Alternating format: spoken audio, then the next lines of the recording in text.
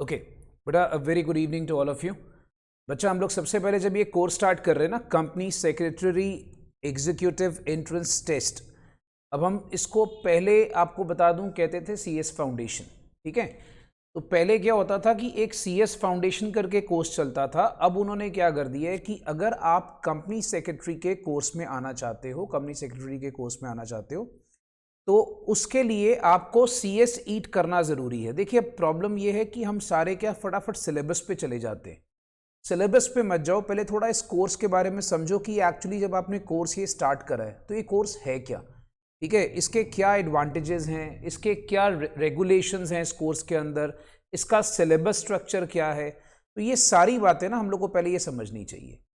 हम लोग मेजॉरिटी लोग क्या करते हैं, फटाफट से सिलेबस को स्टार्ट कर लिया। That is not a right way to do it. तो पहले मेरा काम क्या रहेगा बेटा, फर्स्ट क्लास है तो मैं आपको पहले यहाँ पर बताऊंगा कि ये company secretary executive entrance test actually में है क्या। अब देखिए, पहले ये है कि अगर आपको सीएस एग्जीक्यूटिव, जिसको हम कहते हैं सेकेंड लेवल ऑफ सीएस, ठीक है, सेकेंड लेवल, अगर आपने उसमें जाना है तो आपको ये एंट्रेंस एग्जाम क्लियर करना ही पड़ेगा। इस एग्जाम को पहले सीएस फाउंडेशन बोलते थे, राइट। ओके, अब इसके जो सिलेबस हैं इसमें 4 पेपर्स होते हैं। अगर आपको कुछ नोट करना है तो आप साथ साथ नोट कर सकते हैं। ठीक है, अब इसके सिलेबस में बच्चा 4 पेपर्स होते हैं। Number 1 is called business communication, that is of 50 marks. Number 2 is called legal aptitude and logical reasoning, ये 50 मार्क्स का है। Number 3 is called paper 3 is economic and business environment, that is of 50 marks. And number 4 is called as current affairs, presentation and communication, that is also of 50 marks. ठीक है, so in all over हमारे पास 200 marks का paper रहता है, right? अच्छा, आपको शायद पता ही होगा पेपर MCQ बेस्ड है हमारा सारा। ठीक है, तो ये हमारे 4 पेपर्स होंगे जो हमने स्टडी करने हैं। ओके, अब CS एग्जीक्यूटिव टेस्ट जो होता है आपको बता देता हूं, ये एक ही दिन होता है, जिसको मैं शॉर्ट फॉर्म में बोलूंगा CS ईट। CS ईट बेसिकली, या CC सारे इसको बोलते हैं।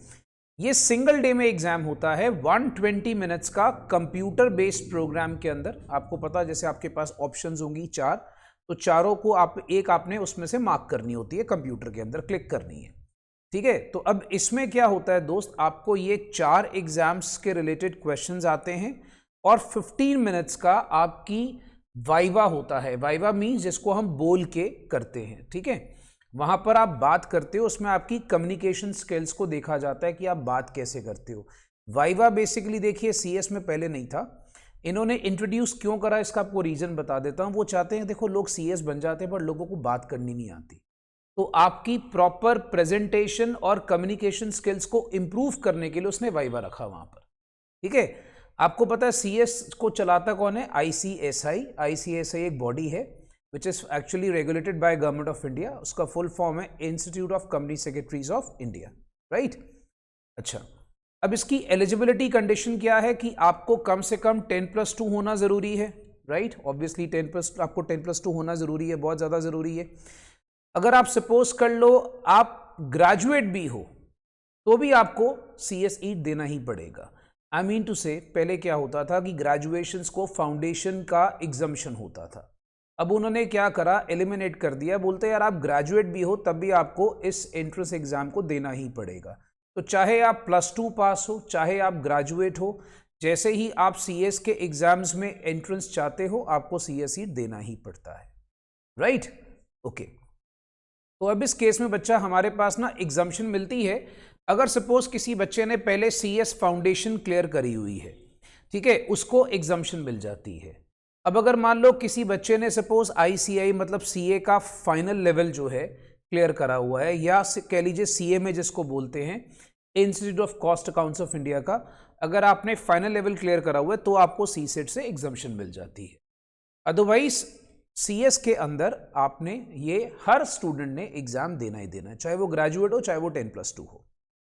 ओके, अब इसका पैटर्न क्या है दोस्त। पैटर्न जैसा मैंने आपको बताया, ये कंप्यूटर बेस्ड टेस्ट होता है, 120 मिनट्स का होता है, सारे बच्चे याद रखिएगा। और ये MCQ पैटर्न में रहता है। MCQ पैटर्न के अंदर आपके पास कैसे रहेगा वो मैं आपको बता देता हूं। इसमें अप्रॉक्सीमेटली आप इस चीज को जरूर नोट कर लें, 35 क्वेश्चंस आते हैं बिजनेस कम्युनिकेशन के। इसको जरूर नोट कर लेना, बिकॉज आपको ये तो पता है कि आपके पास 120 मिनट्स आपको मिलने हैं, बट 120 मिनट जो दोस्त आपको मिलने हैं वहां पर आपको पहले एक चीज पता होनी चाहिए कि किस सब्जेक्ट से कितने क्वेश्चंस आते हैं और कवरेज क्या है। 35 क्वेश्चन दोस्त आपको आते हैं जिसमें 50 मार्क्स का ये कवर होता है। उसके बाद 35 क्वेश्चंस आपको आते हैं लीगल एप्टीट्यूड और लॉजिकल रीजनिंग के, जिसके अंदर 50 मार्क्स की कवरेज है। 35 क्वेश्चंस आपको इसके आएंगे, राइट, जिसके अंदर आपकी कवरेज होगी इकोनॉमिक और बिजनेस एनवायरनमेंट की। फिर आपके पास आता है करंट अफेयर्स, इसमें सिर्फ 15 क्वेश्चंस होते हैं। Guys, this is the most scoring subject, it's very very scoring, it's very scoring current affairs. आज हम लोगों ने करंट अफेयर्स से ही स्टार्ट करना है, राइट। तो मैं आज आप लोगों को यही वाला सब्जेक्ट स्टार्ट करूंगा। ये एक्चुअली में 20 मार्क्स का है। अब बच्चा बोलेगा सर आपने तो बोला 200 नंबर का पेपर है, तो बाकी 30 नंबर कहाँ गए दोस्त? बाकी 30 नंबर बच्चा वाइवा के मिलते हैं। तो सोचो आपकी जो कम्युनिकेशन स्किल है, जो आपकी बोलचाल है, वो कितनी इंपॉर्टेंट है। वहां पर आपकी कम्युनिकेशन स्किल्स को टेस्ट किया जाता है। आपको 15 मिनट मिलते हैं वो 30 नंबर को अर्न करने के लिए, मतलब you have 15 minutes to earn that 30 marks, right. तो ये फंडा आपने याद रखना है। सो यहां पर दोस्त अपने पास क्या हो गया? 120 क्वेश्चंस, 120 क्वेश्चंस हो गए हमारे पास। वहां पर कुल मिला के 170 मार्क्स के 30 मार्क्स का हो गया हमारा वाइवा। तो याद रखना 35 क्वेश्चंस इसके होंगे, 35, 35 और 15 का रेशियो रहता है, ठीक है। इसको नोट कर लेना जरूर। इसके बाद अब जो वाइवा है, अब आप ये भी सोच रहे हो सर वाइवा कैसे होता है। बेटा देखो, वाइवा जो होता है, एक तो या तो आजकल सिस्टम में जैसे कोविड के बाद उन्होंने क्या कर दिया, वाइवा के अब सामने टीचर्स नहीं बिठाते, वो ऑनलाइन मोड पे उसी टाइम पे वाइवा आपका लेंगे, या आर्टिफिशियल इंटेलिजेंस के थ्रू, उनके सॉफ्टवेयर के थ्रू वाइवा आपका होता है, या वो आपको वाइवा लेंगे आपके रिकॉर्डेड वीडियोस के through. That means you will be asked some questions and you have to record your video and send it to them at that particular instance only। तो वहीं पर आपको अपना वीडियो रिकॉर्ड करके उनको सेंड करना पड़ता है, राइट। तो ये हमारे पास वाइवा लेने का चांसेस है। बेसिकली वाइवा जैसे मर्जी हो, चाहे टीचर आपके सामने ऑनलाइन बैठा हो, बट उसने आपकी कम्युनिकेशन स्किल देखनी है, वो आपको नोटिस करेगा। तो ये 30 नंबर आप कह लो आपको मिल भी सकते हैं, पर अगर आपकी कम्युनिकेशन स्किल नहीं अच्छी हुई तो आपके 30 नंबर चले भी जाएंगे। आमतौर पर स्टूडेंट्स ये 30 नंबर बड़े आराम से ले जाते हैं, राइट, ओके। सो हमारे पास बच्चा रजिस्ट्रेशन हम कैसे कराते हैं सीएस के अंदर? बच्चे बेटा एग्जाम पैटर्न क्या है, एग्जाम कब कब होते हैं? This is a very good table which I am giving it to you. दोस्त याद रखना, आप एग्जाम मई में भी दे सकते हो, बट अगर आपने सपोज कर लीजिए आपने अगर वहां पर 16 दिसंबर से 15 अप्रैल के बीच में अगर रजिस्ट्रेशन करवाई है तो आप एग्जाम मई में दे सकते हो, राइट। ये बात याद रखिएगा। अगर आपने अभी तक रजिस्ट्रेशन नहीं करवाई है तो आप अभी भी करवा लोगे तो भी आपके मई में अटेम्प्ट बन जाता है। पर अगर आपने 16 अप्रैल से लेकर 15 जून के बीच में रजिस्ट्रेशन कराई तो आप जुलाई में एग्जाम दे सकते हो, राइट। अच्छा, अब एग्जाम आपके पास अगर सपोज कर लो सर साल में कितनी बार होते हैं? 4 बार, ठीक है। एक होता है नवंबर में और एक होता है जनवरी में। इसमें क्या है दोस्त, 16 जून से लेकर 15 अक्टूबर तक अगर आपने रजिस्ट्रेशन कराई है तो आप नवंबर में दे सकते हो। इसी तरह से 16 अक्टूबर से लेकर 15 दिसंबर तक अगर आपने रजिस्ट्रेशन कराई है तो आप एग्जाम जनवरी में भी दे सकते हो, राइट। अच्छा, अब इसमें आपने एक छोटी सी बात याद रखनी बच्चा, कि जो सीएस ईट का डेट होता है नॉर्मली एग्जाम का, वो नॉर्मली क्या सैटरडे संडे के दिन में एक एग्जाम रखते हैं। बच्चा फ्री होता है हर मंथ के 2nd या 3rd वीक पे आपका एग्जाम होता है। जैसे मई के दूसरे या तीसरे हफ्ते में, जुलाई के दूसरे या तीसरे हफ्ते में, नवंबर के दूसरे या तीसरे हफ्ते में, और अप्रॉक्सीमेटली उसी मंथ के लास्ट में आपका रिजल्ट आ जाता है। क्योंकि ये कंप्यूटर बेस्ड है, इसमें मैनुअल चेकिंग नहीं होती है, उनके आंसर्स ऑटोमेटिकली फिल्ड होते हैं, तो इसका रिजल्ट निकलता है बहुत जल्दी जल्दी। अच्छा, फिर इसमें क्या होता है, अब अगला स्टेप, आपने मान लो सीएस सीट क्लियर कर लिया, ठीक है, या सी सीट क्लियर कर लिया आपने। अब उसके बाद आपने वहां पर एग्जीक्यूटिव में जाना है। अब अगर सपोज कर लो आपने मई में अटेम्प्ट दे दिया, जैसे अभी मई आने वाला है, मान लो आप रजिस्ट्रेशन करा के बैठे हो, आपकी तैयारी, आप मई में एग्जाम देना चाहते हो, तो अगर आपने मई में अटेम्प्ट देना है तो 31 मई के पहले पहले अगर आपने रजिस्ट्रेशन करवा ली, ठीक है, तो आप दिसंबर में दोनों मॉड्यूल्स, सीएस एग्जीक्यूटिव में 2 मॉड्यूल्स होते हैं, 8 सब्जेक्ट होते हैं टोटल मिलाकर, तो आप दोनों मॉड्यूल्स वहां पे दे सकते हो। फिर अगर सपोज कर लीजिए दोस्त, आप अगर वहां पर चाहते हो नहीं यार मेरे को आराम आराम से देना है, तो आप 31 जुलाई तक सिंगल मॉड्यूल में रजिस्ट्रेशन करवा के आप दिसंबर में एग्जाम दे सकते हो। दैट मीन्स 31 जुलाई तक आपके पास लास्ट डेट होती है for registration in CS executive exams. अब अगर सपोज कर लीजिए आप कहते हो मेरे को एग्जाम देना है अगले साल जून सेशन में, तो आप 30 नवंबर तक रजिस्ट्रेशन करा सकते हो दोनों मॉड्यूल्स के लिए। या कहते हो मुझे अगले साल जून सेशन में देना है, 31 January is the last date for single module. ठीक है, तो ये थोड़ा देखना पड़ता है कि अपनी प्लानिंग है कि हम लोगों ने दोनों देने हैं कि हमने सिंगल देने हैं। ओके, इसके बाद नेक्स्ट सिलेबस क्या है बच्चा? सिलेबस देखो बड़ा सिंपल सा पैटर्न है दोस्त। हमारे पास बिजनेस कम्युनिकेशन है। Business communication is just the testification of your English grammar. ठीक है, इसमें क्या होता है, मैंने आपको बताया लोग प्रोफेशनल्स बन जाते हैं पर लोगों को लेटर लिखनी नहीं आती, मेल्स टाइप करनी नहीं आती। ठीक है, एक्चुअली क्या होता है हमारा सारा फोकस सब्जेक्ट्स पे रहता है, अकाउंट्स कर लिया, टैक्स कर लिया, लॉ कर लिया, पर हम लोग की जो गुड इंग्लिश है, जो गुड इंग्लिश है that is very much required. हम बहुत सारी चीज़ें लैक करते हैं, हमें प्रोनाउंस नहीं आते, वर्ब्स नहीं आते, प्रेपोजिशंस नहीं आती। हम लोग इंग्लिश बोलते टाइम या लिखते टाइम बहुत गलतियां करते हैं, एरर्स करते हैं। कई ऐसे होता है सिनोनिम्स होते हैं, एंटोनिम्स होते हैं जिसको यूज़ करने हमें नहीं आते हैं। तो ये चीज़ें जो होती हैं हमें सिखाने के लिए उन्होंने इंग्लिश पूरी डाली हुई है, राइट। अच्छा, फिर इसके बाद जैसे आपके पास मैंने बताया एब्रीविएशंस, पैराजम्बल, आप देख सकते हो सारा अपने स्क्रीन पे कि ये सारी चीज़ें आपके इंग्लिश के सिलेबस में है। इसको हम डिस्कस करेंगे, so don't worry about it, will be discussing this in absolute detail. इसको काफ़ी डिटेल में डिस्कस करने वाले हैं। Then we have communication. Communication जैसा मैंने आपको बताया बेटा कि हमारे ऑर्गेनाइजेशन में अच्छा कम्युनिकेशन कैसे होना चाहिए, कम्युनिकेशन रिटन होना चाहिए, ओरल होना चाहिए। ठीक है, कम्युनिकेशन के टाइप्स होते हैं, मैं आपको आगे चल के बताऊंगा कम्युनिकेशन के टाइप्स होते हैं। ईमेल कैसे लिखनी है, इनफैक्ट मैसेजेस कैसे भेजने हैं। कई बार आप रूड मैसेजेस किसी को भेज देते हो, ऐसे कंपनीज में नहीं चलता, राइट। वॉइस मेल कैसे भेजनी है, टेलीकॉन्फ्रेंसिंग कैसे करनी है, ये सारी बातें आपको सिखाई जाती है। This is called as digital communication, right. Okay, अब कम्युनिकेशन करने के बाद फिर आपके पास इसमें एक टॉपिक और आता है बिजनेस कॉरेस्पॉन्डेंस, मतलब हम लेटर्स कैसे लिखते हैं। मैं थोड़ा आपको सिलेबस का आइडिया दे रहा हूँ क्लास स्टार्ट करने के पहले, थोड़ा आपको सिलेबस तो पता लगे है क्या बेसिकली। ठीक है, हमारे पास बिजनेस लेटर्स क्या हैं, रिपोर्ट्स क्या हैं, हम लोग किस तरह से वेब के अंदर काम करते हैं, राइट, ये सारी चीजें। This is called as business correspondence. ठीक है, उसके बाद नेक्स्ट आता है दोस्त बिजनेस की टर्मिनोलॉजीज हम क्या क्या यूज करते हैं, मतलब what are the terms which we use, like what are financial terms we use, what are non financial terms we use. ऐसी बहुत सारी टर्म्स होती है जो हम लोग फाइनेंशियल लेवल पे बिजनेस में यूज करते हैं, बहुत सारी टर्म्स होती हैं जो हम नॉन फाइनेंशियल टर्म्स बिजनेस में यूज करते हैं। वो कौन कौन सी होती है वो हमने यहाँ पे सीखनी है। Okay, then this is a very interesting subject, paper 2 50 marks, legal aptitude 25 marks, logical reasoning 25 marks. अब जो लीगल एप्टीट्यूड है चलो वो तो थ्योरी है, लॉजिकल रीजनिंग आपका दिमाग से चलेगा, इसको आपको सोचना पड़ता है। रीजनिंग क्या होता है, रीजनिंग आप कह सकते हो, थोड़ा कह सकते हो मैथ्स की छोटी बहन। एग्जैक्टली मैथ्स नहीं होता, बट जैसे मैथ्स में हम तुक्के लगा लेते हैं, इसमें लॉजिक ज्यादा लगता है, राइट।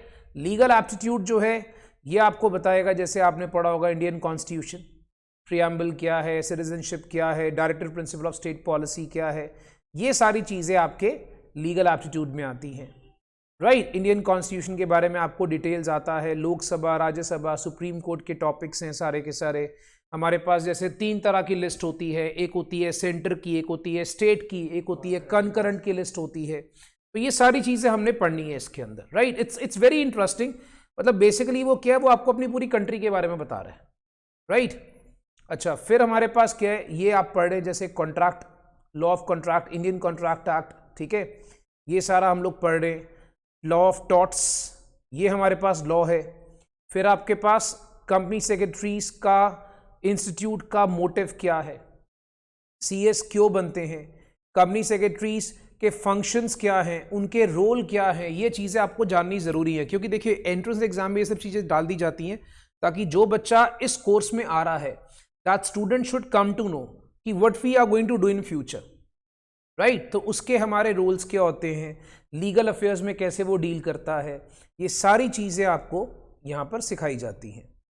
फिर कंपनी लॉ, वही कंपनी इनकॉर्पोरेट कैसे होती है बच्चा, ठीक है, कंपनीज एक्ट को सारा सिखाया जाता है आपको, बट ऑब्वियसली इतना डिटेल में नहीं है इसकी और ज्यादा डिटेल आपको मिलेगी एग्जीक्यूटिव में। एग्जीक्यूटिव में पूरा भरा पड़ा है ये, तो आपको इसमें टेंशन नहीं लेनी, ये पूरा भरा भरा इसमें अपना एग्जीक्यूटिव लेवल पे आके, ये थोड़ा एक इंट्रोडक्शन पार्ट होगा। Then we have legal reasoning, very interesting subject, very very interesting. ठीक है, इसमें बेसिकली क्या होता है, जैसे आप सपोज कर लीजिए लीगल टर्म्स क्या होती हैं, हम लोग बहुत सारे मैक्सिम्स यूज करते हैं। ठीक है, लीगल टर्म्स होती हैं, हम लोग लाइक वहां पर बहुत सारे लीगल इश्यूज के बारे में, कुछ केस स्टडीज के बारे में पढ़ेंगे। सुप्रीम कोर्ट, हाई कोर्ट की लैंडमार्क जजमेंट्स है, जैसे एक निर्भया केस हुआ था, तो ऐसे करके बहुत सारे केसेस के ऊपर सुप्रीम कोर्ट ने अच्छी बहुत ही फेमस जजमेंट्स दी हुई हैं, उसके बारे में स्टडी करेंगे। This is all that. Then we have logical reasoning. I told you बच्चा, this is a like maths, not exactly maths, थोड़ा सा मैथ्स जैसा है, तो इसको मैं आपको बताऊंगा सारा का सारा। इसके टॉपिक्स बहुत इंटरेस्टिंग, अभी आप सिलेबस देख सकते हो, कैलेंडर्स में डेट कैसे कैलकुलेट करनी है, राइट, कोडिंग एंड डीकोडिंग, मतलब आपको एक पर्टिकुलर टर्म दी होगी, बोलेगा उसको डीकोड करो, राइट, तो ये बहुत अच्छी चीज़ें इसके अंदर आती हैं, तो ये हम लोगों ने सीखनी है। फिर इसमें वर्बल रीजनिंग होती है, जैसे एक इसमें टॉपिक है ब्लड रिलेशन, जैसे एग्जाम्पल क्वेश्चंस आते होते हैं, बहुत सारे कॉम्पिटिटिव एग्जाम में क्वेश्चंस आते हैं, भाई मान लो भाई जो मेरा दोस्त है उसके भाई का बेटे का बाप मेरा क्या लगा, समझ रहे हैं, ऐसे क्वेश्चंस। तो ये बहुत इंटरेस्टिंग टॉपिक है, बहुत ही इंटरेस्टिंग टॉपिक आता है ये सारी चीजें। ओके, फिर हमारे पास आता है बच्चा नॉन वर्बल रीजनिंग, राइट, ये एक टॉपिक हो गया। फिर आता है इकोनॉमिक्स। इकोनॉमिक्स में 25 marks economics, 25 marks business environment. अब ये बेसिकली ये सारा जो है इकोनॉमिक्स, ये क्या है, माइक्रो और मैक्रो, जो आपने जूनियर क्लासेस में करा हुआ है। ठीक है, हाँ जी, +2 में आपने करा होता है। वही डिमांड सप्लाई वाला के टॉपिक्स आ गए सारे, नेशनल इनकम आ गया, इंडियन यूनियन बजट आ गया, राइट, इंडियन फाइनेंशियल मार्केट्स आ गई, private sector, public sector banks आ गए, उसके बारे में आ गया सारा, इंडियन इकोनॉमी आ गई, बच्चा आपने पढ़ा होगा ये सब सारी चीजें। तो ये टॉपिक जो है आप कह लीजिए बड़ा ही फ्रीली स्कोरेबल है, बहुत अच्छे मार्क्स इसमें आप स्कोर कर सकते हैं। Okay, then we have business environment, absolute theory topic, very very interesting, right. Okay, then we have some key government institutions, वो कैसे काम करती हैं, जैसे नीति आयोग होती हैं, MCA, सेबी, RBI कैसे काम करती हैं, तो ये सब तो चलो चीजें हम करनी है। बट आज का हमारा जो पेपर है जो मैं आपको स्टार्ट कर रहा हूं, दैट इज करंट अफेयर्स। ठीक है, अब मैं बेसिकली बच्चों को जब भी कराना शुरू करता हूं, मैं पहले करंट अफेयर्स से स्टार्ट करता हूं। उसका रीजन मैं आपको बताता हूं क्यों। करंट अफेयर्स जो है बच्चा एक ऐसा टॉपिक है जिसको पढ़ने की कोई लिमिट नहीं है। पहली बात तो बेचारा बच्चा परेशान होता है, सर करंट अफेयर्स तो हम लोग कैसे पढ़े, आप मुझे बताओ। 50 मार्क्स तो उसने बोल दिया, बट बेटा 50 मार्क्स का करंट अफेयर्स नहीं आना आपको। आपको करंट अफेयर्स सिर्फ आना है 20 मार्क्स का, बाकी 30 मार्क्स जो है वो आपकी प्रेजेंटेशन, आपकी कम्युनिकेशन स्किल्स जो वाइवा फॉर्म में होगी, राइट, आप किस तरह से बात करते हो, ये सारी चीजें इंप्रूवमेंट की जाती है। ठीक है, तो ये थोड़ा सा टॉपिक है। और करंट अफेयर्स जो है बच्चा मैं आपको बोलूंगा, एक आप ये चीज नोट कर लें कि हम लोग के पास सबसे पहला सवाल उठेगा, how to prepare current affairs, इसकी तैयारी कैसे करनी है। सबसे पहला आप हेडिंग लिखेंगे, how to prepare current affairs. देखिए करंट अफेयर्स जो है, अब इसके लिए मैं थोड़ा सा बच्चों को बता देता हूं दोस्त, इसकी हम लोगों ने काफी डिटेलिंग्स करनी है, बट एक हम लोगों को 10 मार्क्स का पेपर आता है ICSI के मॉड्यूल से, याद रखना ICSI का मॉड्यूल हमारे पास आता है, 10 मार्क्स का पेपर एग्जैक्टली वो आता है। अब उसके बाद जो बाकी 10 मार्क्स है सर वो कहां से आएंगे, बाकी 10 मार्क्स आता है बच्चा डेली करंट अफेयर्स। अब डेली करंट अफेयर्स मतलब बेटा अखबार पढ़ो, अखबार पढ़ो, पर आप चिंता मत करो, इसके लिए भी मैंने बच्चों के लिए क्या करा है, इसका आपका हेल्प मैं निकाल के दूंगा, आपने इसकी टेंशन नहीं लेनी। मैं क्या करूंगा दोस्त, आपको मैं एक ICSI का बुलेटिन आता है, मैं आप लोगों को बताऊंगा ICSI की साइट पे, वहां पर एक बुलेटिन आता है, उसमें करंट अफेयर्स हर बार आते हैं।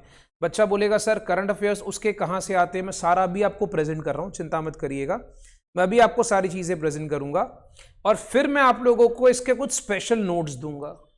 वो नोट्स आप लोगों ने अच्छे से मेंटेन करने हैं। सपोज कर लो आप लोग, बच्चा बोलता है सर मैं मई में एग्जाम दूंगा, तो याद रखना अगर आप मई में एग्जाम दोगे तो अप्रैल 15 तक के सारे करंट अफेयर्स आपको करने पड़ेंगे, ये बात याद रखना।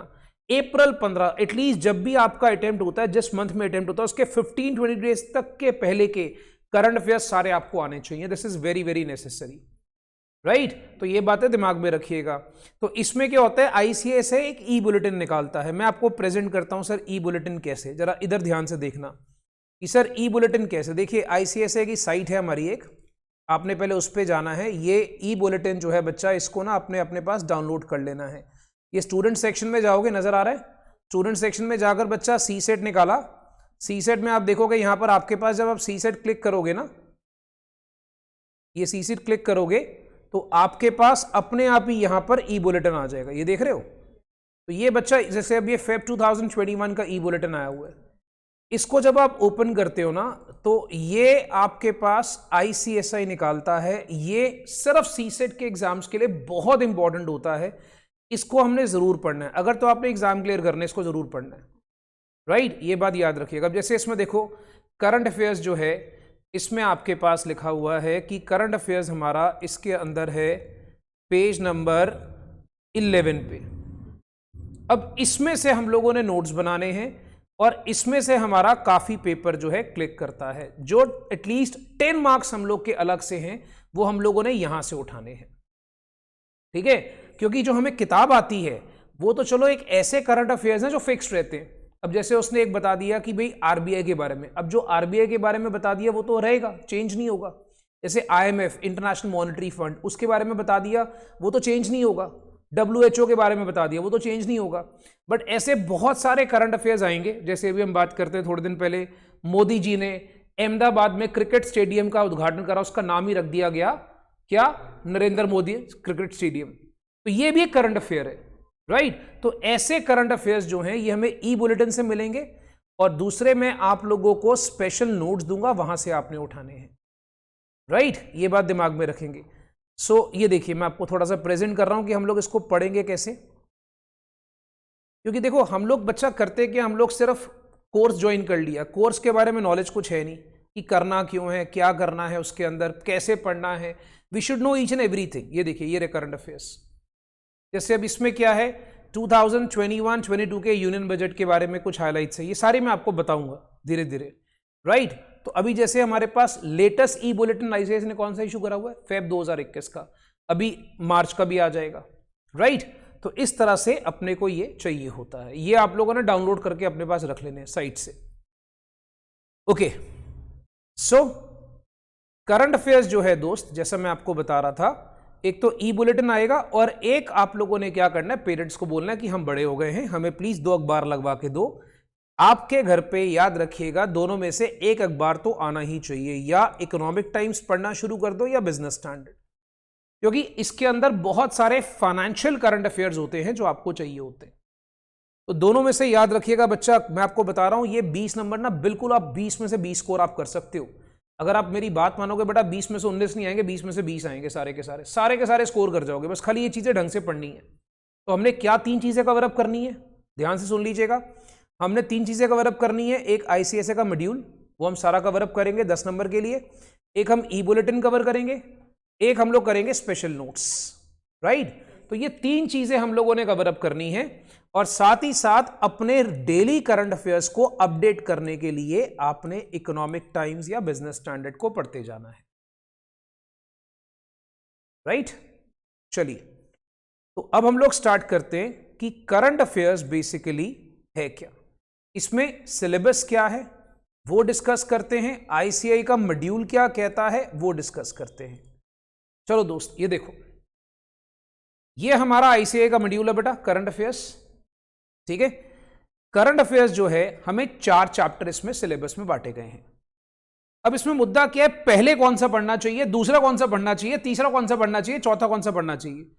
The always approach should be that we should study in such a manner that current affairs are linked, right. तो हमेशा याद रखिएगा पहले इस चैप्टर को पढ़ना चाहिए। तो आपके लिए ये चैप्टर रहेगा चैप्टर नंबर 1। इसको बेटा भी अगर आपके पास बुक नहीं है तो कॉपी पे लिख लो, अगर बुक है तो बुक पे मार्किंग कर लो, अगर बुक नहीं है तो बच्चा आप लोग क्या करें, सारे फटाफट से कॉपी पे लिख लें। अगर बुक है तो बुक निकाल लो, because will be needing books, right. So आपके पास क्या फंडा है बेटा, एक तो आपके पास रहेगा फाइनेंशियल अफेयर्स, हमारा चैप्टर नंबर 1 रहेगा, ये बात याद रखो। फिर पॉलिटिकल अफेयर्स हमारा चैप्टर नंबर 2 रहता है। इनको इसी ऑर्डर में पढ़ना चाहिए, ठीक है। अब उन्होंने जैसे मर्जी दिया हो, हम इस तरह से पढ़ेंगे क्योंकि फाइनेंशियल अफेयर्स की बहुत सारी टर्म्स पॉलिटिकल अफेयर्स में यूज होंगी।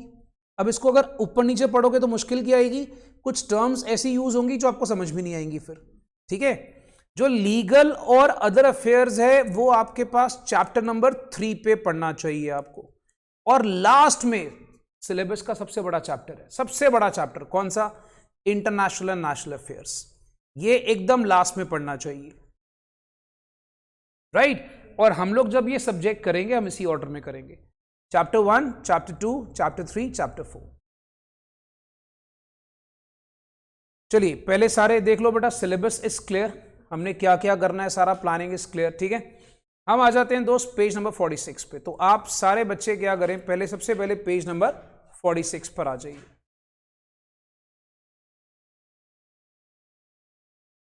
चलो दोस्त, अब हम स्टार्ट करेंगे पेज नंबर 46। हमारा जो टॉपिक है दैट इज फाइनेंशियल अफेयर्स। देखो पहले तो आप लोगों को यह बताना जरूरी है कि फाइनेंशियल अफेयर्स बेसिकली है क्या, ठीक है, और फाइनेंशियल अफेयर्स बेसिकली होता क्या है। बच्चा मैं आपको इसमें एक चीज क्लैरिफाई कर देता हूं, फाइनेंशियल अफेयर्स का मतलब क्या है। फाइनेंशियल अफेयर्स का मतलब है बच्चा कि जो कंट्री के अंदर फाइनेंशियल इंस्टीट्यूशंस हैं, अपनी अपनी बुक में लिख लेना बच्चा जो मैं लिख रहा हूं, जो हमारी कंट्री में फाइनेंशियल इंस्टीट्यूशंस हैं उनके बारे में नॉलेज, ठीक है। आपको पता है हमारी कंट्री में सबसे बड़ी फाइनेंशियल इंस्टीट्यूशंस होती हैं बैंकिंग इंस्टीट्यूशंस। सबसे ज्यादा जो हमारी कंट्री में डीलिंग्स होती हैं, मनी में जो डील करते हैं वो कौन करते हैं, बैंक्स। तो banks are those institutions which actually deals in money, right. तो सबसे ज्यादा जो हमारी डीलिंग है फाइनेंशियल अफेयर्स के अंदर वो होती है बैंकिंग इंस्टीट्यूशंस। अच्छा, अब सबसे पहले जब हम इसको स्टडी करना शुरू करते हैं, आपको बता देता हूं हमारी कंट्री में एक होता है पापा बैंक। पापा बैंक समझते हैं, बैंकों का बाप, समझ गए। बैंकों का बाप कौन है, आरबीआई, ठीक है। बैंकों का बाप कौन है, आरबीआई। अब अगर आप लोगों ने आरबीआई के बारे में और अच्छी नॉलेज लेनी है तो मैं आपको एक सलाह और दूंगा, यहां से तो हम पढ़ेंगे दोस्त। आपने क्या करना है, आपने गूगल पे जाकर आरबीआई सर्च करना है। आरबीआई सर्च करोगे, आरबीआई की वेबसाइट है ऐसे करके, देख रहे हो। तो इसमें काफी कुछ आपको नॉलेज मिलेगा। इसमें अबाउट अस में जब आप जाओगे, इवन जो हमारे सी सेट का सारा मटेरियल है दोस्त वो भी यहीं से बना हुआ है, ठीक है। आप देखोगे सेम लैंग्वेज, ये देखोगे आप सेम लैंग्वेज, जो उन्होंने लैंग्वेज यहां लिखी है वही लैंग्वेज उन्होंने उठाई है वहां पर, राइट। तो इवन जो हमारा मटेरियल है वो भी इसी लैंग्वेज से उन्होंने उठा के डाला हुआ है, ठीक है। तो आपको अगर और आरबीआई के बारे में पढ़ना है तो गूगल पे गए, आरबीआई की वेबसाइट निकाल ली। बट फिलहाल अभी हम लोग क्या करेंगे, हम लोग यहीं से पढ़ेंगे। हम यहां से पढ़ना शुरू करते हैं, आरबीआई क्या है। आरबीआई बच्चा सबसे पहले देखो एस्टैब्लिश करा था इंडिपेंडेंस के पहले 1935 में, ठीक है। आरबीआई कौन है बेटा, पापा बैंक। पापा बैंक क्यों, पेपर में नहीं लिखना पापा बैंक, मतलब ये मैं सिर्फ बताने के लिए बता रहा हूं, बैंकों का बाप मतलब जो सारे बैंक्स को कंट्रोल करता है, ठीक है। एक्चुअली आपको शायद मालूम होगा कि इंडिपेंडेंस के पहले सारा जो कंट्रोल था ना वो कलकत्ता में होता था। कलकत्ता को हम कहते थे financial capital of the country. बाद में धीरे धीरे क्या हो गया, 1937 ऑनवर्ड्स वो सब कुछ मुंबई चला गया। तो आज सेंट्रल जो आपके पास ऑफिस है आरबीआई का वो आज बॉम्बे में ही है, राइट। स्टार्टिंग में आरबीआई वाज प्राइवेटली ओन्ड, आपको बता देता हूं, आप हैरान हो गए, yes it was privately owned, ठीक है।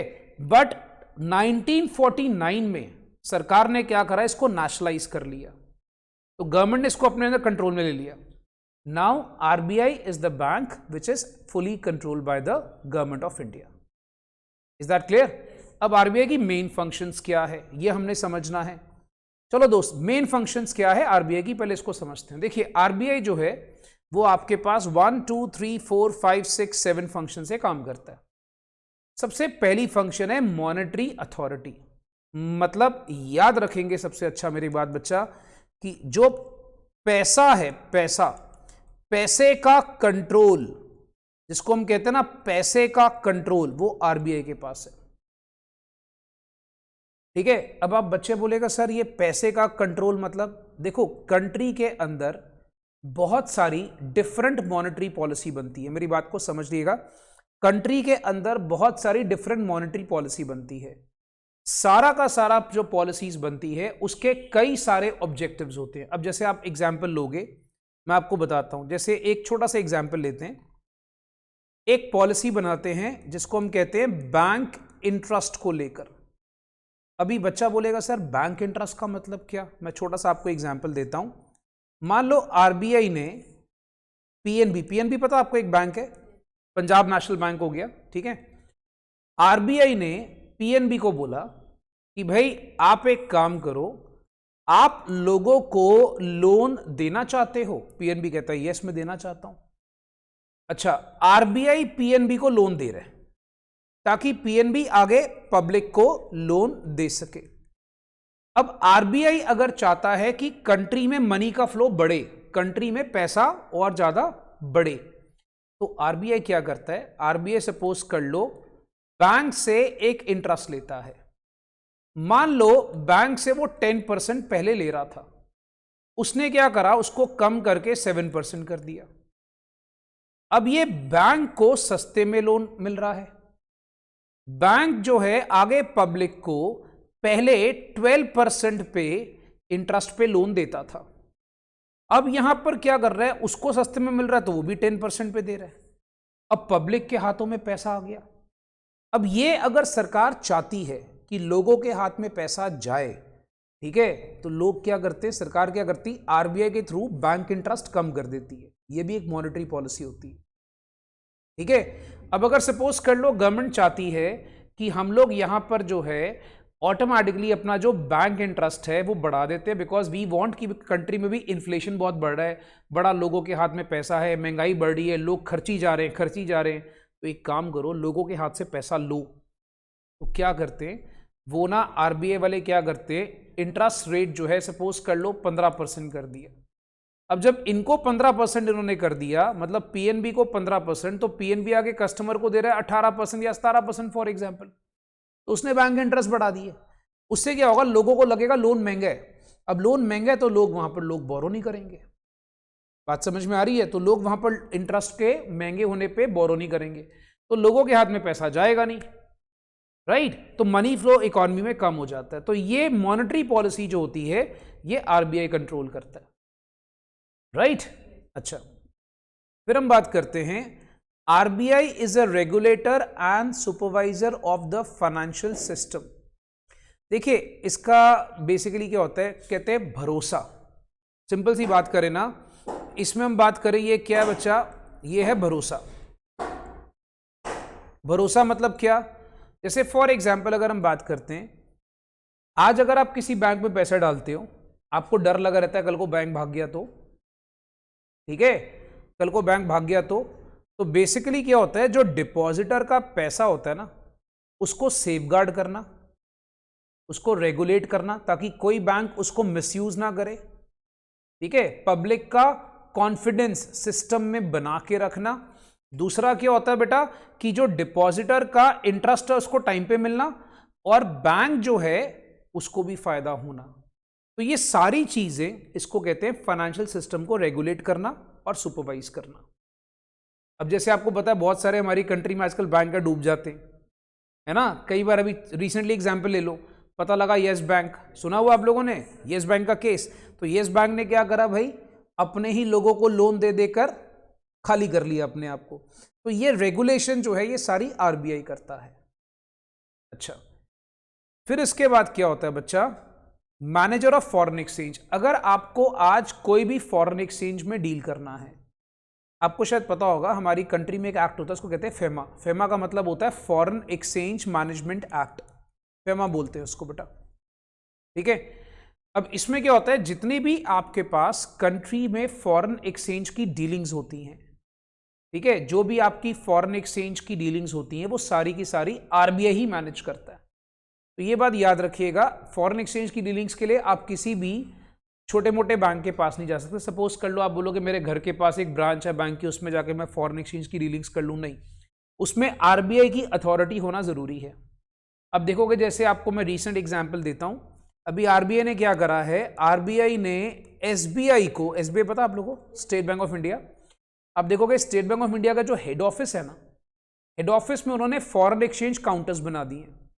वो रेगुलेट आरबीआई करता है, फंक्शन उस पर एसबीआई कर रहा है। बात समझ में आ रही है? तो जो भी अगर आपको फॉरेन करेंसी में डील करना है, उसको सारा का सारा आपकी एक्सपोर्ट में डीलिंग है या आप इंपोर्ट्स कर रहे हो, किसी भी तरीके से आप फॉरेन करेंसी में डील करते हो, वो सारा आरबीआई ही मैनेज करता है। ओके, फिर सिंपल सी बात करें, नोट छापना। याद रखना बेटा, आरबीआई के अलावा कोई दूसरा बैंक नोट नहीं छाप सकता, जिसको कहते हैं नोट छापना। ठीक है, आरबीआई जो है is the only bank which can issue currency notes and coins. ठीक है, अच्छा, फिर होता है डेवलपमेंट रूल। ऑब्वियसली यार ये तो सिंपल है कि आरबीआई का काम है बेटा फंक्शंस के अंदर अपने नेशन की सारी ऑब्जेक्टिव्स को डेवलप करना, कंट्री को जब पैसे की रिक्वायरमेंट है उसको फुलफिल करना। ठीक है, फिर उसके बाद होता है regulator and supervisor of payment and settlement systems. कहने का मतलब ये हो गया कि जो कंट्री के अंदर सारे पेमेंट सिस्टम्स हैं, जैसे सपोज कर लो भाई किसी को पैसा देना है बैंक ने, तो बैंक के पास पैसा होना भी तो चाहिए। ठीक है, कल को आप बैंक से पैसे मांग ले जाओ अपने पैसे, बैंक कहता आज नहीं कल आना, बैंक ऐसा नहीं कर सकता। ठीक है, ये कैसे बैंक मेंटेन करता है, मैं इसका भी आपको एग्जांपल देता हूं। आरबीआई क्या करता है, बैंक को ना इंस्ट्रक्शंस देता है। सपोज कर लो आरबीआई ने एक बैंक है, suppose PNB, Punjab national bank, उसको इंस्ट्रक्शन दे दी भाई तुमने ना अपने पास हर बार इतना कैश डिपॉजिट रखना है। एक टर्म होती है, शायद आपने कभी सुनी हो, उसे कहते हैं CRR. CRR is cash reserve ratio. That means RBI time to time instruction देता है कि भाई तुमने इतना कैश अपने पास हमेशा रेडी रखना है कि कल को कोई पब्लिक अपना ही पैसा वापस मांगने आ रही है तो तुम्हारे पास सफिशिएंट कैश होना चाहिए उनको देने के लिए। राइट? तो इसी तरीके से कहते हैं पेमेंट सिस्टम को वो रेगुलेट करते हैं। फिर आरबीआई की बच्चा छोटी मोटी बहुत सारी फंक्शंस होती हैं, जैसे हम बात करते हैं बैंकर्स टू द गवर्नमेंट, मतलब अगर कल को सरकार को पैसा चाहिए तो भी आरबीआई जाती है। और बैंकर्स टू बैंक, किसी बैंक के हालात खराब है या बैंक के अकाउंट्स ठीक से मेंटेन हो रहे कि नहीं हो रहे, ये भी आरबीआई कंट्रोल करता है। आप लोगों को पता है जो हर्षद मेहता स्कैम हुआ था, सुना हुआ आप लोगों ने हर्षद मेहता स्कैम के बारे में? उसके ऊपर बड़ी फेमस वेब सीरीज भी आई थी थोड़े दिन पहले, स्कैम करके। हर्षद मेहता स्कैम हुआ था, उसको भी लीक करने का सबसे बड़ा रोल उस टाइम पे आरबीआई गवर्नर को ही था। जो उस टाइम पे आरबीआई गवर्नर था ना, उसी को सारा पता लग गया था कि ये बंदा स्कैम कर रहा है। ठीक है, तो ये चीजें याद रखिएगा। तो वो क्या करते हैं, वो सारे बैंक्स को भी कंट्रोल करते हैं। कोई बैंक दूसरे को फालतू में लोन नहीं दे सकता, फिर भी बैंक कर जाते हैं, गड़बड़ तो हो ही जाती है। आरबीआई अपनी तरफ से कंट्रोल करता है, फिर भी गड़बड़ हो जाती है। अच्छा, अब इस केस में आरबीआई के 27 रीजनल ऑफिसेज हैं। ये फिगर्स थोड़ी सी लर्न कर लेना, बिकॉज इन फिगर्स के ऊपर क्वेश्चन आ सकता है। और ज्यादातर बेटा वो सारी की सारी स्टेट कैपिटल्स में है। स्टेट कैपिटल जैसे सपोज कर लो, हम कहते हैं पंजाब, चंडीगढ़, इस तरह से। ठीक है, तो हम इस तरह से बात करते हैं। तो जैसे हम बात करते हैं बच्चा, क्या स्टेट कैपिटल्स क्या हो गई, हिमाचल प्रदेश, शिमला, तो ज्यादातर वो स्टेट कैपिटल्स में है और उनके 4 सब ऑफिसेज हैं। ठीक है, तो ये हो गया बच्चा थोड़ा डिटेल हमारे पास आरबीआई के लिए। अब हमारे यूनियन बजट में 2020 में हमारी जो करंट फाइनेंस मिनिस्टर हैं, आपको शायद उनका नाम पता होगा, श्रीमती निर्मला सीतारमण जी, उन्होंने कुछ फाइनेंशियल सेक्टर्स को लेकर कुछ पॉलिसीज बनाई। ठीक है, फाइनेंशियल सेक्टर्स को लेकर उन्होंने कुछ पॉलिसीज बनाई है, उनके बारे में हम थोड़ा डिस्कशन करेंगे। अब फाइनेंशियल सेक्टर्स को लेकर उन्होंने क्या क्या पॉलिसीज बनाई हैं, जैसा कि आपको पता है बेटा हम लोग सारा फाइनेंशियल करंट अफेयर्स कर रहे हैं। ठीक है, तो हम लोग उसी के बारे में डील करेंगे। सबसे पहले उनका काम क्या था कि एक तो जितनी भी हमारी पीएसबीज हैं, पीएसबी क्या, पब्लिक सेक्टर बैंक्स। ठीक है, जितनी भी हमारी पीएसबीज हैं, पब्लिक सेक्टर बैंक्स, मैं वैसे आपको इसमें आगे चल के बताऊंगा। पब्लिक सेक्टर बैंक जैसे हमारे एसबीआई, जिसमें गवर्नमेंट कंट्रोल्ड है। ठीक है, हमारी कंट्री में पहले बहुत सारे होते थे, अभी थोड़े कम हो गए। गवर्नमेंट ने 2020 में एक थोड़ा सा चेंजेस करा है, मर्ज कर दिया है उसको, राइट, उसको मर्ज कर दिया है। तो आप एक काम करें, मैं आपको इसके बारे में डिटेलिंग करता हूं, बट आप फटाफट से पहले इतना गो थ्रू कर लें, बेटर रहेगा। तो 1 मिनट में गो थ्रू कर लें। पढ़िए।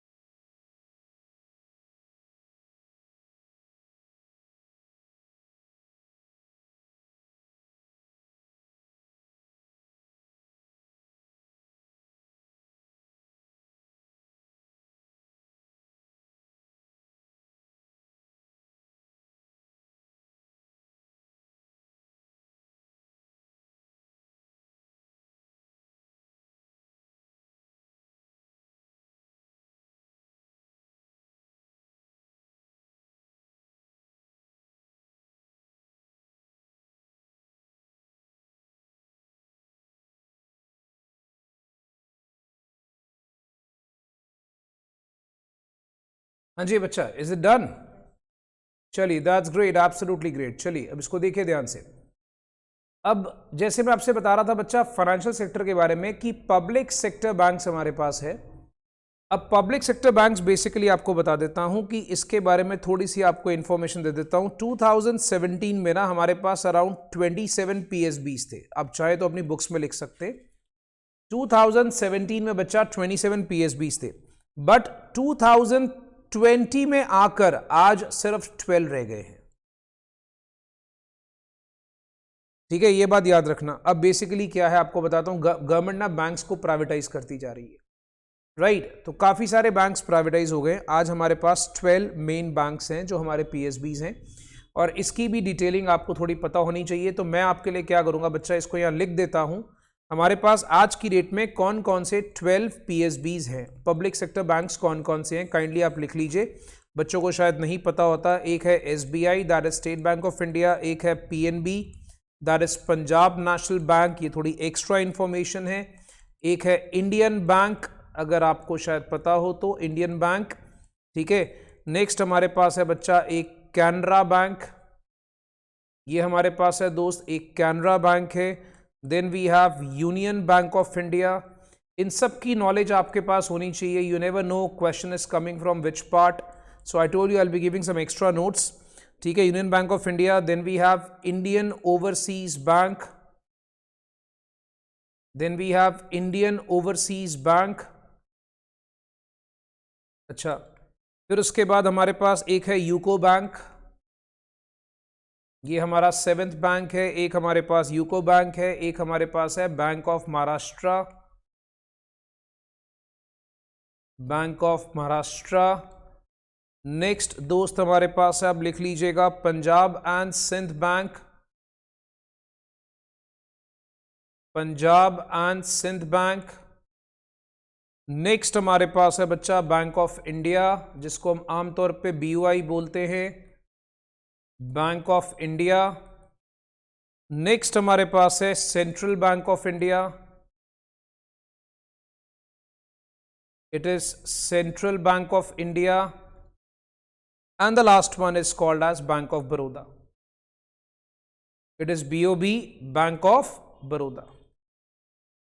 ओके, पर आपको मैं थोड़ा सा इसके बारे में भी बता देता हूं। इसमें भी थोड़े से चेंजेस आए हैं। अभी एक रीसेंट सर्कुलर आया था, मैं आपको बताता हूं। द डेट वाज 16 Feb 2021 को, 16 Feb 2021 को एक रीसेंट सर्कुलर आया था।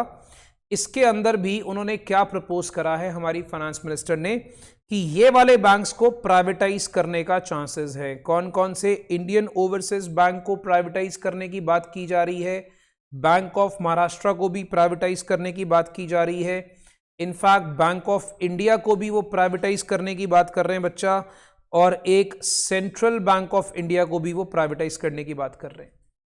सो याद रखिएगा दोस्त, ये हमारे 4 बैंक्स हैं जिनको वो आज प्राइवेटाइज करने की बात कर रहे हैं। ये रिसेंट सर्कुलर आया था 16 फेब 2021 को, याद रखना। तो इसके ऊपर भी प्राइवेटाइजेशन के चांसेस अब बढ़ गए हैं, राइट। तो ये मैं इसलिए आपको बता रहा हूं ताकि करंट अफेयर्स में आपको हर चीज की नॉलेज होनी चाहिए, because you never know question is coming from which part, right. तो ये चीजें भी हमें पता होनी चाहिए, बिकॉज ये रिसेंट सर्कुलर है जो 16 फरवरी 2021 को आया था। ओके, हो गया बच्चा, नोट हो गया सबका? चलिए ग्रेट। अब आगे सुनिए। नेक्स्ट हमारे पास है deposit insurance and credit guarantee corporation की, पर उन्होंने वहां पर क्या करा, लिमिट जो है वो 1 लाख से 5 लाख कर दी। अभी सर 1 लाख से 5 लाख करने का मतलब क्या है, पहले इस बात को समझो। ये एजेंसी करती क्या है? Deposit insurance credit guarantee corporation की एजेंसी करती क्या है? देखो बच्चे, एक बड़ी सिंपल सी बात है, मैं आपको बताता हूं। आप बोलते हो मेरा एक बैंक में, सपोज कर लो हमारे एक चुन्नू भैया है। मैं आपको एक छोटा सा एग्जांपल लेता हूं। सपोज कर लीजिए दोस्त, हमारे बैंक में एक चुन्नू भैया है। एक छोटा सा एग्जांपल लेते हैं, आजकल लोग बड़े होशियार होते हैं तो ऐसा एग्जांपल एक लेना पड़ता है। सपोज कर लो हमारे ये चुन्नू भैया है, ठीक है। अब ये चुन्नू भैया क्या बहुत होशियार समझते हैं अपने आप को, बोलता है यार मेरा ना बैंक में 25 लाख रुपया पड़ा हुआ है। मान लो कोई भी XYZ बैंक में मेरा 25 लाख रुपया पड़ा हुआ है। भाई साहब याद रखना, कल को अगर आपका वो बैंक डूब गया ना, तो तुम्हें 25 लाख नहीं वापस मिलेगा, तुम्हें मैक्सिमम सिर्फ 5 लाख ही वापस मिल सकता है, ठीक है। तो ये बेटा पर डिपॉजिट, पर डिपॉजिटर, पर पर्सन, पर अकाउंटी, पर डिपॉजिटर, ठीक है। अब इसकी लैंग्वेज को पढ़ो, उन्होंने क्या लिखा है, लिखा है फॉर अ डिपॉजिटर। तो इसलिए क्या है, चुन्नू भैया जो बहुत होशियार बन रहे थे वो बेवकूफ हैं एक नंबर के। इनको क्या करना चाहिए, अगर आपके पास मान लीजिए, समझदारी क्या है, अगर आपके पास 25 लाख है तो 25 लाख को क्या करना चाहिए भाई, 5-5 लाख रुपया करके 5 बैंकों में जमा करा दे दोस्त। समझदारी है। अगर अलग अलग बैंक में होंगे तो मान लो कोई एक बैंक डूबा तो वहां से 5 लाख तो कम से कम वापिस आई जाएंगे तेरे, ठीक है। तो इसलिए लोग वेरियस अकाउंट्स में पैसे जमा कराते हैं। कंपलसरी नहीं है, मतलब ये आपकी ऑप्शन है, आप डिपॉजिट कराने को एक बैंक में आप 70 लाख रख लो, बट कल को बैंक डूबा तो आपको 5 लाख के ऊपर वापस नहीं मिलेंगे।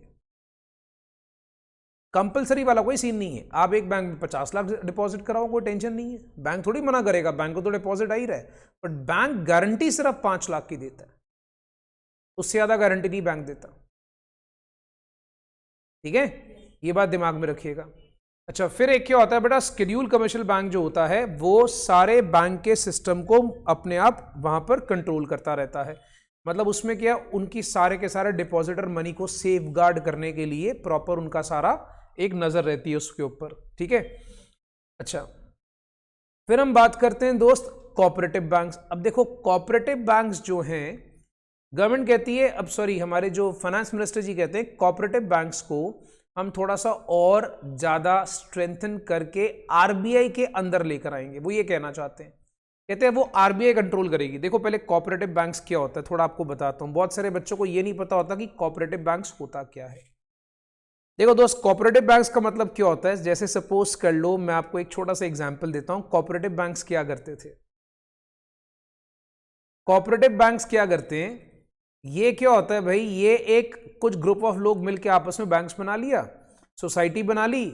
अब ये क्या, डिपॉजिट तो ये किसी से भी ले सकते हैं, डिपॉजिट तो मान लो किसी से भी ले सकते हैं, ठीक है। डिपॉजिट ये किसी से भी ले सकते हैं, जिसका मर्जी पैसा आ रहा आन दो। बट ये लोन सिर्फ अपने मेंबर्स को देते हैं, जो उनके मेंबर्स हैं सिर्फ उन्हीं को लोन दिया जाता है, किसी और को लोन नहीं दिया जाता। अब इसमें क्या होता है, घपला बहुत ज्यादा होने लग गया था, क्योंकि लोग अपने आप ही कोऑपरेटिव बैंक बना लिए और उल्टा पुल्टा किसी को लोन दे दिया, किसी अपने मेंबर को, और बाद में वो पैसा डूब जाता था, कोऑपरेटिव बैंक खत्म। अभी आपको पता है रिसेंटली महाराष्ट्र में केस हुआ, कोविड के टाइम पे एक कोऑपरेटिव बैंक था जिसने भाई वहां पर वो अपने आप को डिफॉल्टर डिक्लेयर कर दिया और लोग अपने पैसे ही उस बैंक से निकलवा नहीं पा रहे थे। काफी वीडियोस भी वायरल हुए थे उसके अंदर, कोविड के टाइम पर ऐसा हुआ था। नहीं बच्चा, डिपॉजिट कराने वाला बंदा मेंबर नहीं होता, ये बात याद रखो। ऐसा कोई जरूरी नहीं है कि डिपॉजिट कराएगा तो मेंबर बन जाएगा, ठीक है। वो क्या होता है, उनकी एक टीम होती, सोसाइटी होती जो बनाते हैं, उन लोग मेंबर्स बन जाते हैं, ठीक है। अब वो मेंबर्स बन गए हैं, डिपॉजिट आप किसी से भी ले लो, आपने डिपॉजिट करना आप भी करा दो, बट आप मेंबर नहीं बनोगे, ठीक है। बट लोन सिर्फ अपने मेंबर्स को दिया जाता है। अब इसमें घपला बहुत ज्यादा होता था, तो अब उन्होंने क्या करा कि अब उन्होंने ना ये यूनियन बजट में डाल दिया कि कोऑपरेटिव बैंक्स को भी आरबीआई कंट्रोल करेगा। पहले क्या था कि आरबीआई पूरा कंट्रोल नहीं करता था कोऑपरेटिव बैंक्स को, अब उन्होंने बोल दिया बेटा कोऑपरेटिव बैंक्स को भी आरबीआई कंट्रोल करेगा। पॉइंट समझ में आ रहा है, ठीक है। अच्छा, फिर जो एनबीएफसी की लिमिट होती थी डेट रिकवरी की, मैं थोड़ा सा आपको इसको बता देता हूं। एक होता है SARFAESI act. SARFAESI act basically बच्चा आपके पास ना जो एक्ट है ना, ये एक्ट होता क्या है, इसका काम क्या है, पहले ये थोड़ा बता देता हूं। ये सरकार ने एक्ट बनाया हुआ है एनपीएस को रिकवर करने के लिए। आपको पता है एनपीएस क्या होते हैं? एनपीए होते हैं नॉन परफॉर्मिंग एसेट्स। हमारे जो जैसे मान लो हमारी कंट्री की महान हस्तियां हैं, विजय माल्या, नीरव मोदी, इन्होंने क्या करा, लोगों से पैसे ले लिए, बैंकों से लोन ले लिया और बैंकों को बाद में वापस नहीं करा, और बैंक ने क्या करा जी, एनपीए कर दिए। एनपीए मतलब जी लोन वापस नहीं आ रहा, ठीक है। अब उस लोन की रिकवरी तो करानी है, ठीक है। तो अब बैंकों ने क्या करा, जो नॉन बैंकिंग फाइनेंशियल कॉर्पोरेशंस होती हैं एनबीएफसी, उसका फुल फॉर्म है नॉन बैंकिंग फाइनेंशियल कॉर्पोरेशंस। अगर आपको इसका फुल फॉर्म नहीं पता बच्चा तो लिख लो, it is non banking financial corporations, ठीक है। अब इनके जिम्मे डाल दिया भाई, तुम चाहो तो लोन जो है रिकवर करा सकते हो। पहले क्या होता था कि पहले 500 करोड़ का लोन होता था तो एनबीएफसी आकर रिकवरी कराती थी। अब उन्होंने कम कर दिया, बोलता है 100 करोड़ का लोन भी एनबीएफसी रिकवर करा सकता है, ठीक है। और जो लोन साइज है पहले 1 करोड़ का होता था, अब उन्होंने 50 लाख कर दिए। तो कहने का मतलब ये हो गया कि जो अब लोन रिकवरी है वो फास्टर हो गई, ताकि एनपीएस को कम किया जाए।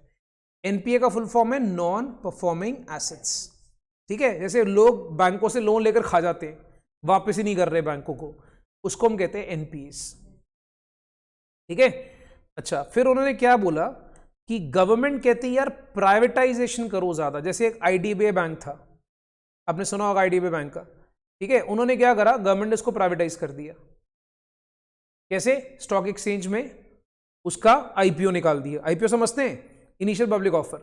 शेयर्स निकाल दिए उसके, आईपीओ बोलते हैं उसको। उसके शेयर्स निकाल दिए, चलो जी खरीद लो जिसको खरीदना है, जिसको खरीदना खरीद लो। तो आईडीबीआई का उन्होंने क्या करा भाई, प्राइवेटाइज कर दिया उसको। तो ये बेसिकली काम क्या था, गवर्नमेंट ऑफ इंडिया अपने बैंकों को धीरे धीरे प्राइवेटाइज करता जा रहा था, राइट? अच्छा, तो ये तो बच्चा उन्होंने यूनियन बजट में दिया फाइनेंशियल सेक्टर को लेकर। अब उन्होंने हमारे पास यूनियन बजट में दिया फाइनेंशियल मार्केट का क्या फंड है। देखो फाइनेंशियल मार्केट जो है सबसे पहले होता है, हम कहते हैं डीपनिंग बॉन्ड मार्केट। इसका मतलब क्या है डीपनिंग बॉन्ड मार्केट? बाहर के लोगों से पैसा और ज्यादा इन्वेस्ट कराओ। गवर्नमेंट सिक्योरिटीज में पहले सिर्फ हमारी कंट्री के लोग ही पैसा ज्यादा लगाते थे, एनआरआई जो होते हैं ना वो पैसा नहीं लगाते थे। अब उन्होंने क्या करा, बोलते हैं जो नॉन रेजिडेंट इन्वेस्टर्स है ना उनसे भी पैसा लगवाओ, एफपीआई लेकर आओ। एफपीआई का फुल फॉर्म मतलब फॉरेन पोर्टफोलियो इन्वेस्टमेंट। याद रखना उन्होंने क्या करा, उनका मेन क्या फंडा था, एफपीआई मतलब फॉरेन पोर्टफोलियो इन्वेस्टमेंट। याद रखो, जिनको ये सब फुल फॉर्म्स नहीं पता बच्चा लिख लो, फॉरेन पोर्टफोलियो इन्वेस्टमेंट। बोलता है उनसे भी पैसा निकलवाओ।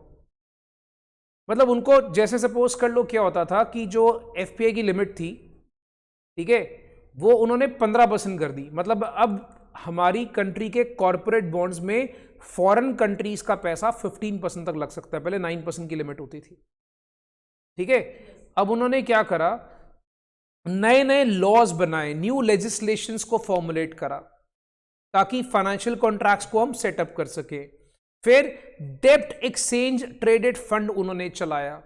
मतलब बेसिकली उन्होंने क्या करा कि भाई जो डेब्ट एक्सचेंज ट्रेडेड फंड्स है, कहने का मतलब रिटेल इन्वेस्टर्स थे, जो सारे के सारे इन्वेस्टर्स आकर हमारी एक साथ डीलिंग कर सकते हैं।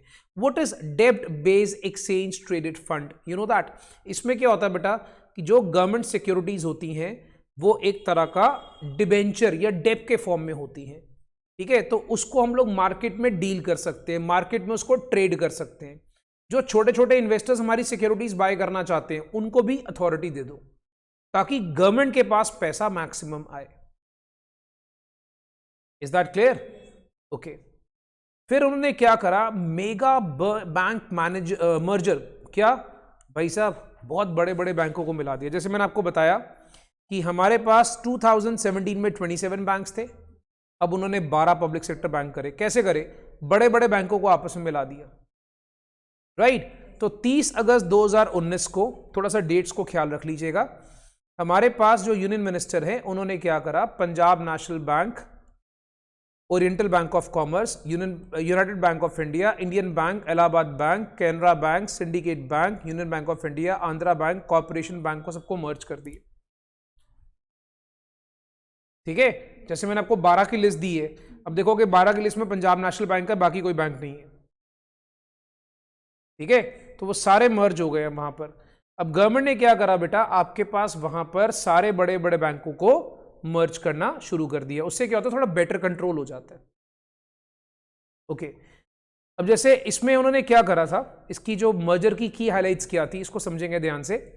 पहला क्या था बच्चा, Punjab national bank, oriental bank of commerce and United bank of India, उन्होंने मर्ज करके आज वो कंट्री के सेकंड लार्जेस्ट लेंडर है। पंजाब नेशनल बैंक को किससे मर्ज करा, oriental bank of commerce, United bank of India के साथ। अब उनका कंट्री में रैंक हो गया सेकंड, सबसे ज्यादा स्ट्रॉन्गेस्ट बैंक। ठीक है, फिर उन्होंने क्या करा, कैनरा बैंक और सिंडिकेट बैंक को मर्ज कर दिया। ठीक है, अब क्या था कि अल्टीमेटली इनका जो बिजनेस हो गया वो हो गया 15.2 लाख करोड़ का, और इनकी ब्रांच पहुंच गई 10,324 ब्रांचेस मर्जर के बाद। अब इससे क्या होता है, थोड़ा बैंक्स के ऊपर ना आरबीआई का कंट्रोल थोड़ा सा और स्विफ्ट हो जाता है, इजी हो जाता है, राइट। फिर उन्होंने क्या करा दोस्त, जो यूनियन बैंक ऑफ इंडिया था उसके साथ मर्ज कर दिए आंध्रा बैंक और कॉर्पोरेशन बैंक, तो ये 5th लार्जेस्ट बैंक बन गया। अब जो आंध्रा बैंक और कॉर्पोरेशन बैंक को जब यूनियन बैंक ऑफ इंडिया से मर्ज करा, तो हमारे पास वो बन गया 14.59 लाख करोड़ का बिजनेस विद 9609 ब्रांचेस। फिर क्या करा बेटा, इंडियन बैंक को मर्ज कर दिया इलाहाबाद बैंक के साथ, तो इलाहाबाद बैंक जो है वो खत्म हो गया, अब इंडियन बैंक रह गया सिर्फ हमारे पास, तो 7th लार्जेस्ट बैंक रह गया वहां पर, और इनका बिजनेस हो गया है 8.08 लाख करोड़ का। ठीक है, अब इनकी ब्रांचेस जो है काफी जगह हमारी कंट्री में है। समझ में आ गया बच्चा? तो ये अपने को थोड़ा लर्न करना पड़ेगा बेटा, ये वाले बैंक को इसके साथ मर्ज कर दिया, थोड़ा लर्निंग मटेरियल है सारा बेटा। अगर ब्रांचेस आप मेमोराइज कर सको तो बढ़िया है, अगर नहीं कर सको तो देखो इनफैक्ट इतनी फिगर्स तो ऑब्वियसली मेमोराइज करना थोड़ा मुश्किल है, बट कोशिश करो, because we never know he is going to put question from where part, but this is easy to learn. If you read 1 और 2 3 टाइम्स प्रॉपर्ली तो आपको लर्न हो जाएंगी। लर्न होती ठीक है, कोशिश करो इसको। अदरवाइज ये जो टेबल है दिस इज मोर इंपॉर्टेंट, कि कौन सा बैंक किसके साथ मर्ज हुआ और मर्ज होने के बाद उसका रैंक क्या रहा। ठीक है, अच्छा, फिर उन्होंने क्या करा, उन्होंने जो बैंकिंग सिस्टम के अंदर कंकरेंट ऑडिट होता था, आरबीआई ने उसके रूल्स एंड रेगुलेशंस को चेंज कर दिया। मतलब क्या करा आपको बताता हूं। पहले क्या होता था, जो ऑडिट होते थे ना उसके बीच में जो टाइम गैप होता था ज्यादा होता था। ठीक है, अब उन्होंने उसका टाइम गैप पहले कम कर दिया। अब वहां पर उन्होंने एक चीज और देख लिया कि यार ऑडिट कौन करे, बैंक का स्टाफ करे या बाहर से हम बंदे बुलाते हैं। ठीक है, अब वो बैंक का स्टाफ ऑडिट कर रहा है या बाहर से बंदे बुला रहे हो, आमतौर पे आपको बताता हूं इस ऑडिट के लिए ज्यादातर चार्टर्ड अकाउंटेंट्स को प्रेफर किया जाता है। ठीक है, तो अब इस केस में कंकरेंट ऑडिट जो है वो बैंक का स्टाफ कर रहा है कि आप एक्सटर्नल ऑडिटर्स बुला रहे हो, ये बैंकों के ऊपर छोड़ दिया। ठीक है, अब बैंक के ऊपर क्या करा, कंकरेंट ऑडिट हो रहे थे, बैंक के अंदर इंटरनल ऑडिट होने शुरू हो गए। ठीक है, ताकि बैंक की रिपोर्टिंग जो है वो और अच्छी हो सके, बैंक के अकाउंट्स वगैरह जो है प्रॉपर बन सके, राइट। ओके, इसमें जो थे सारे के सारे बैंक ने एक पॉलिसी सारी उन्होंने आरबीआई ने फ्रेम कर दी, और उसके ऊपर जो पॉलिसी फ्रेम करी उसमें उन्होंने क्या करा, उन्होंने अकाउंटेबिलिटी डाल दी। मतलब जो बंदा गलती करेगा या फ्रॉड करने की कोशिश करेगा ऑडिट में, उसके ऊपर वो अकाउंटेबिलिटी होगी। मतलब थोड़े नॉर्म्स को लेके वो स्ट्रिक्ट हो गए थे। Is that clear? ठीक है, उसकी जो रिपोर्ट होगी वो ऑडिट कमेटी और बोर्ड ऑफ डायरेक्टर्स के सामने प्रेजेंट करनी थी उन्होंने। और जोन वाइज कंकरेंट ऑडिट की रिपोर्ट आपने करनी थी। जोन वाइज मतलब east zone, north zone, south zone, हर जगह की जोन की रिपोर्ट आपको सबमिट करनी पड़ेगी। बच्चा इज दिस क्लियर? सारा क्लियर है? कोई प्रॉब्लम्स तो नहीं आप लोग को? बड़ा उसमें क्या करते हैं, जैसे अब आपने ऑडिट कर लिया तो ऑडिट की रिपोर्ट भी तो तैयार करनी है। ऑडिट की रिपोर्ट तैयार करोगे तो क्या करेंगे बेटा, उन्होंने एक ऑडिट कमेटी और बोर्ड ऑफ डायरेक्टर्स बना दिया, उनके आगे रिपोर्ट तैयार करनी है और वो रिपोर्ट उनको सबमिट करनी है। डन? पक्का? चलो अभी आप एक काम करें दोस्त, आज हमारा फर्स्ट डे है, आप लोग अभी इतना ही पढ़ें, सफिशिएंट फॉर टुडे। इसको गो थ्रू कर लें, कोई प्रॉब्लम है तो मुझे प्लीज बताएं, ठीक है? और इसके बाद नेक्स्ट लेक्चर हम लोग कल कंटिन्यू करेंगे इसका, ठीक है?